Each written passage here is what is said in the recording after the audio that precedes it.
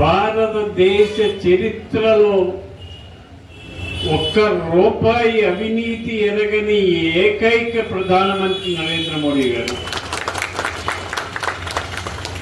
3 సార్లు ముఖ్యమంత్రి చేసి 3 సార్లు ప్రధానమంత్రి చేసి కనీసం తల్లి దగ్గర 5,000 కూడా లేని స్థితిలో ఉన్న కుటుంబం వారిది.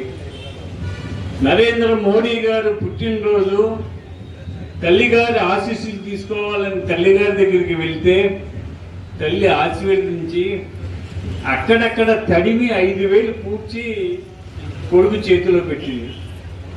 అంటే 5,000 రూపాయలు కూడా తల్లి కొడుకు పెట్టలేని స్థితిలో ఉందంటే ఎంత నిస్వార్థపరలో మీరు ఒక్కసారి ఆలోచన చేయండి. ఆ తల్లి ఇచ్చిన 5,000 కూడా తల్లి ఏం చెప్పిందో చూడండి. ఈ 5,000 రూపాయలు బోర్డర్లో ఉన్న సైనికులకు ఖర్చు పెట్టమని చెప్పింది. అది అటువంటి కుటుంబం, అటువంటి మహనీయుడు మన భారత ప్రధాని అవ్వటం మన అదృష్టం.